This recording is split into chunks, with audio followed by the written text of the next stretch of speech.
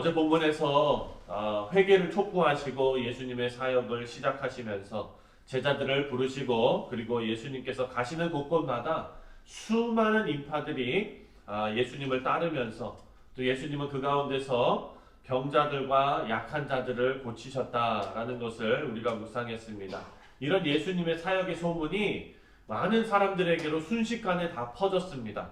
그래서 수많은 사람들이 다시 예수님 앞에 모였습니다. 오늘 본문 1절과 2절을 보면 예수께서 무리를 보시고 산에 올라가 앉으시니 제자들이 나아온지라 입을 열어 이르시되 그가 유명한 이제 우리가 이 말씀 1절 2절 말씀부터 쭉 내려오는 이 말씀이 정말 우리가 신앙생활 하면서 많이 들어본 산상설교가 이제 시작이 되는 것입니다. 예수님께서 산으로 올라가셔서 사람들을 가르치셨습니다. 제자들도 함께 많은 사람들의 무리에 껴서 같이 가가지고 자리에 앉았지요. 사람들이 아마 그 구름대처럼 모였을 거예요. 그 맨 앞자리에 아마 제자들이 앉아서 예수님의 말씀을 들었을 것입니다. 마태는 이 장면에서 예수님께서 이제 공생의 초기에 말씀하셨던, 설교하셨던 그 중요한 말씀들을 오늘 본문에 이제 기록했는데요. 이것을 우리가 산상설교라고 부릅니다. 어찌 보면 이 산상설교는 하나님의 나라의 백성들을 불러 모으시는 예수님의 선포와 같은 그런 설교입니다.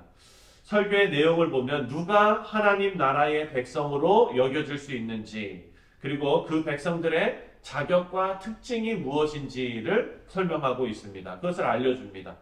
이 말씀이 너무 중요한 이유는요. 우리가 마태복음을 계속해서 묵상하면서 늘 생각해야 하는 하나님의 마음이 또 여기에 담겨져 있습니다. 하나님께서는 우리가 하나님을 닮기를 원하십니다.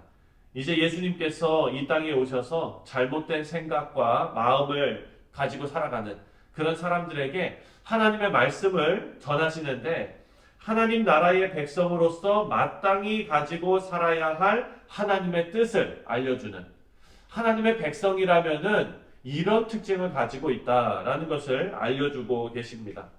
여기에서 예수님께서는 구약에 나오는 율법의 진정한 의미를 아주 명확하게 알려주시기도 합니다.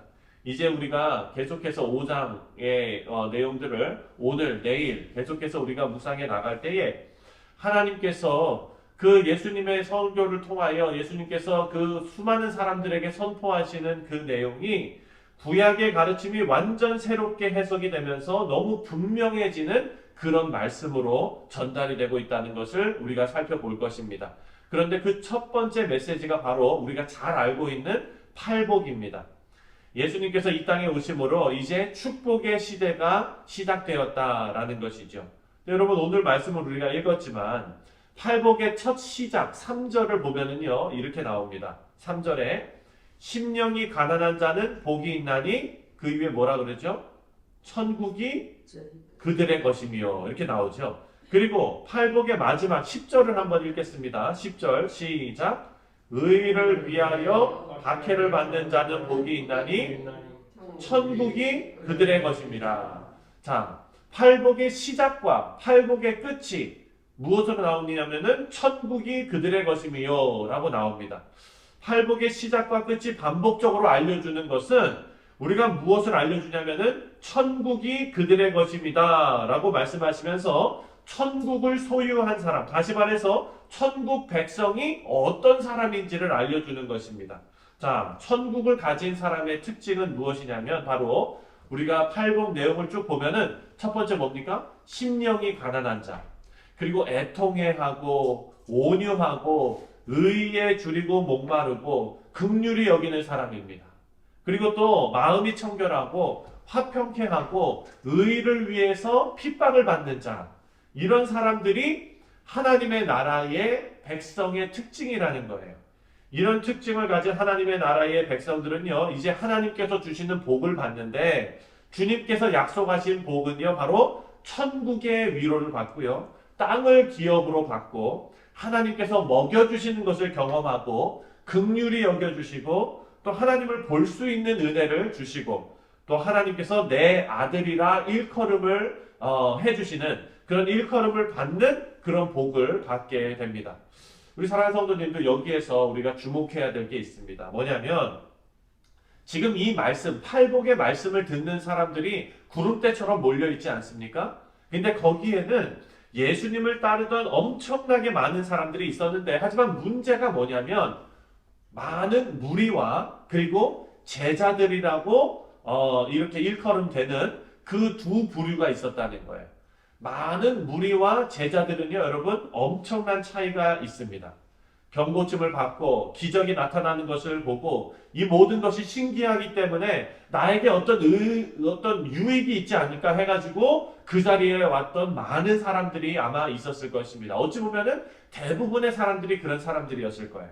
하지만 예수님께서 말씀을 선포하시는 그 예수님을 진정으로 따르는 하나님의 백성의 특징은 자기 이익을 쫓아서 살아가는, 그렇게 나에게 어떤 좋은 일이 있을까 해가지고 온 그런 사람들이 아니라는 겁니다. 오늘 본문 말씀을 보니까 의를 위해서 핍박을 받을 수 있는 사람들, 마음이 청결한 사람들, 심령이 가난한 사람들, 예수님의 진정한 제자가 되기를 기뻐하는 사람들이 하나님 나라 백성의 특징들입니다. 그래서 예수님을 따르는 무리가 아무리 많아도 진정한 제자는 많지 않았다라는 것을 우리가 본문 말씀을 통해서 알 수가 있습니다. 이것이 우리의 삶의 원리를 계속 기억하게 하는 그런 말씀입니다. 팔복의 말씀을 우리가 묵상하면서 주의해야 될 것은요, 이 모든 덕목들, 영적인 덕목들, 도덕적인 덕목들, 이것을 우리 인생을 살아가면서 우리가 가져야 할 덕목으로 여기고, 그리스도인들이라면은 누구나 하나쯤 가지고 있어야 할 영적이고 도덕적인 스펙으로 쌓아야 된다라고 생각한다면 이 말씀을 잘못 해석하는 것입니다.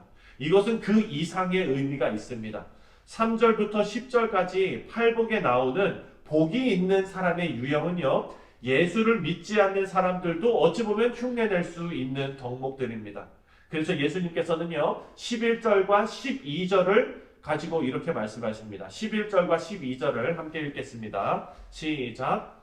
나로 말미암아 너희를 욕하고 박해하고 거짓으로 너희를 거슬러 모든 악한 말을 할 때에는 너희에게 복이 있나니 기뻐하고 즐거워하라. 하늘에서 너희의 상이 큼이라. 너희 전에 있던 선지자들도 이같이 박해하였느니라. 아멘. 자, 사람들 앞에 자랑스럽게 보일 수 있는 도덕적인 사람이 되는 게 천국 백성의 모습이 아니라 11절과 12절에 나오는 팔복의 어찌 보면 결론적인 말씀이 바로 예수님의 제자가 되라 라는 말씀입니다. 핵심은 주님을 영접하고 예수님의 제자가 되는 것입니다. 이것이 없으면 팔복의 말씀과 그 약속이 아무런 의미가 없다는 것이죠.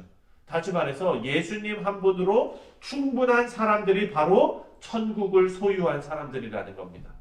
천국을 소유하기 위해서 이런 마음이 청결하고 심령이 가난하고 이런 도덕적인, 그리고 온유하고 오래 참고 이런 도덕적인 스펙을 쌓아 올려서 천국을 소유하는 사람이 되라가 아니라 예수님을 사랑하고 예수님 한 분으로 충분한 인생이 되는 것, 바로 하나님께서 우리를 찾아와 부르시고 예수님의 제자가 되어서 고난의 길이 영광스럽고 기쁜 일로 여겨지는 성도들이 바로 천국을 소유한 사람들이다라는 겁니다.